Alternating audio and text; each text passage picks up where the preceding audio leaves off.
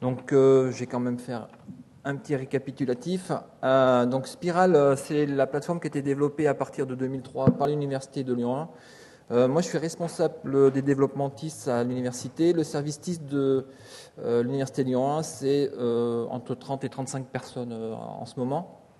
Donc, est dédié au projet Spiral, il y a 5 personnes. Et pour répondre aux questions, c'est pourquoi on a fait notre plateforme, on n'a pas fait quelque chose qui existait. C'est que contrairement à Marseille, on ne s'adresse pas à la masse, mais l'idée, c'est s'adresser aussi bien aux gens qui ont envie de s'investir, d'aller loin dans les TIS, qu'à la masse. Donc l'année dernière, j'avais présenté dans les usages un grand écart entre les gens qui sont vraiment, qui font du learning à distance, qui font plein de choses, qui sont très novateurs, qui font du collaboratif, et des gens qui viennent déposer du PowerPoint. Donc le prérequis, c'est d'aider ces gens-là, et l'idée de base, c'est que les gens qui sont avancés vont promouvoir les usages auprès des gens qui viennent juste faire du dépôt de documents. Et donc ça, et l'idée aussi, c'est de s'adresser vraiment à toute la masse des enseignants. Donc aujourd'hui, on a sur les 2000 enseignants de l'université, il y a à peu près 1800 qui utilisent avec des taux de connexion plus ou moins variables.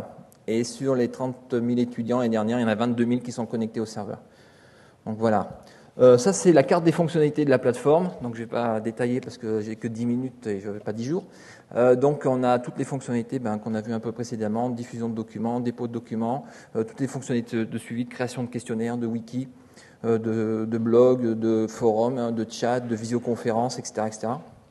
Donc, il y a énormément de choses à disposition.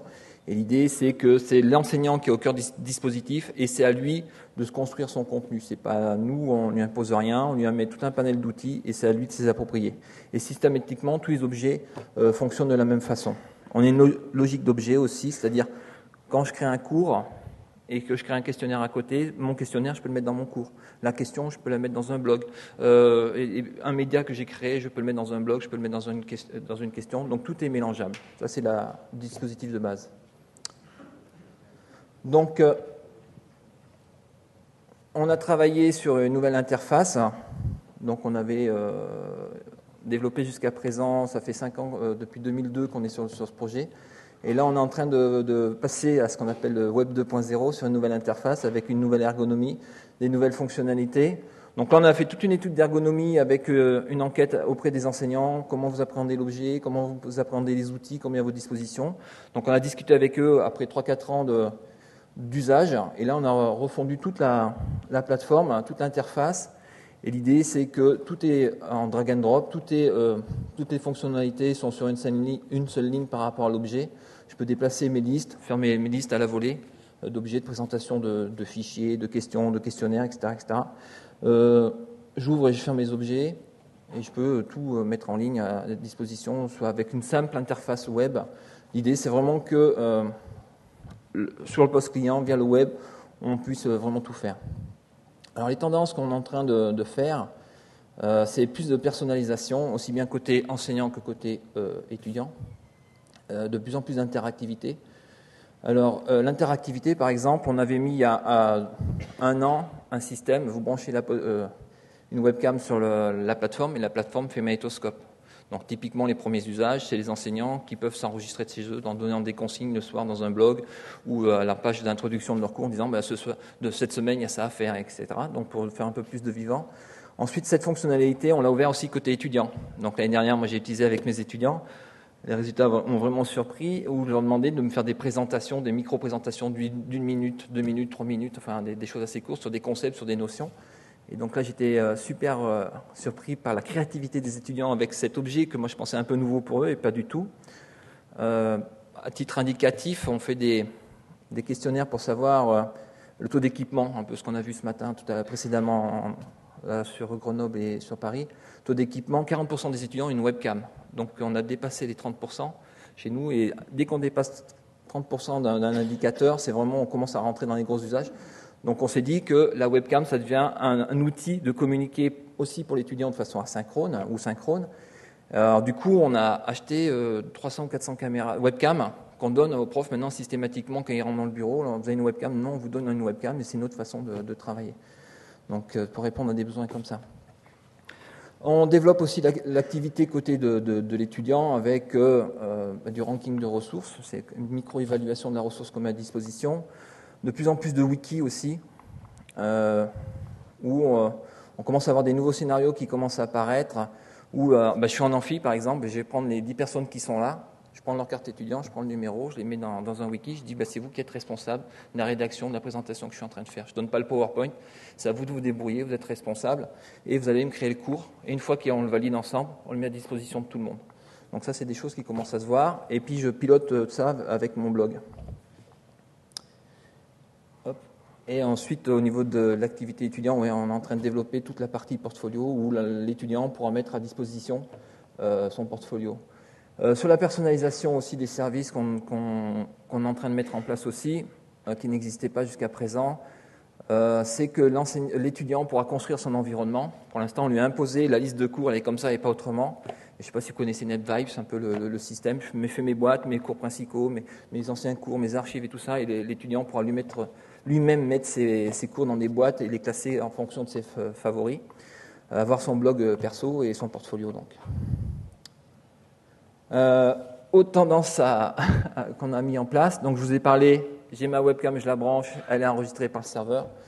Et l'autre chose qu'on est en train de mettre en place, là qui rentre en production ces temps-ci, c'est les bubbles. Parce qu'on a le nom de projet chez nous, c'est les bubbles. C'est j'écris sur les vidéos. Alors ça, c'est demandé par les enseignants. Déjà, je pourrais sous-titrer ma vidéo, je m'enregistre, je peux mettre le nom du prof, quand il a une date ou des choses comme ça. Donc c'est la première chose.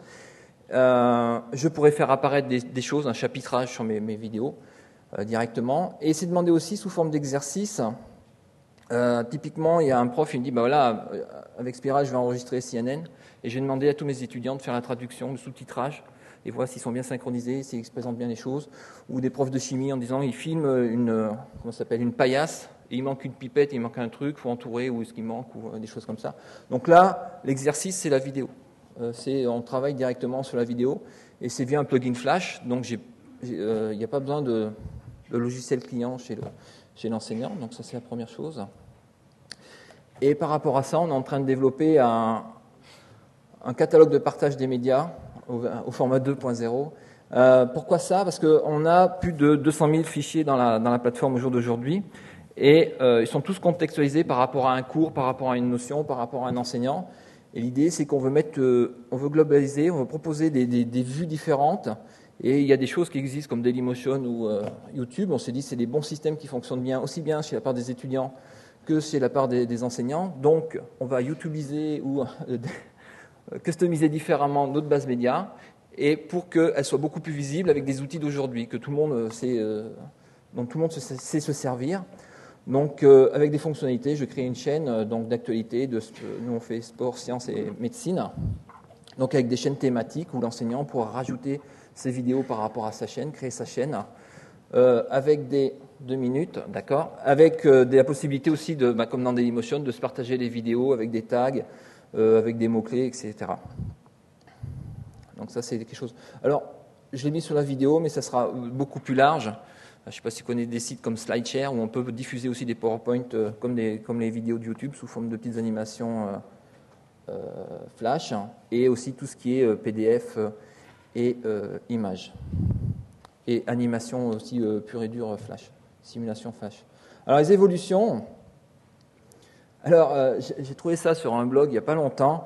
Pour résumer ce que c'est que le Web 1.0, c'était le He, c'est-à-dire c'est le webmaster qui diffuse de l'information. Le 2.0, c'est we. Ensemble, on crée la communauté crée du contenu, typiquement Dailymotion, Wikipédia et puis FlickFR ou des choses comme ça. Et ce qui est en train d'arriver, c'est le me. 3.0, c'est le me. C'est tout ce construit par rapport à moi. Je suis acteur de mon environnement. Je vois ce qui se passe à moi. Tout c'est centralisé par rapport à moi. Donc par rapport à ça, on a créé donc le He, We, Me.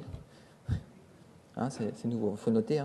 On a créé par rapport au Web 3.0 qu'on pressent, notamment par un système, je ne sais pas si vous connaissez, c'est Facebook. Donc moi j'ai plongé là-dedans fin août et depuis j'en suis pas bien ressorti. Et donc du coup on a regardé un peu ce système, comment ça se passait. Et on parlait de solitude de l'étudiant tout à l'heure en amphi, en première année de médecine, mais on a la même chose en sciences, dans les grosses villes, je pense dans toutes les universités. Et ce système permet à l'étudiant de se créer des relations. Donc là, on est en dehors de l'université, c'est des choses c'est pour les étudiants. Mais moi, j'ai commencé à regarder ça, et par rapport à ça, on s'est dit, c'est quelque chose qui est intéressant. Donc on va créer une application Spiral sur Facebook. Donc on va sur Facebook, il y a tout un guide du développeur. Donc ça, l'intérêt aussi, c'est d'avoir nos propres développeurs. On a pu mettre ça en place en 3 jours. On connaît bien Spiral et puis on a pu s'y mettre. Je me dépêche.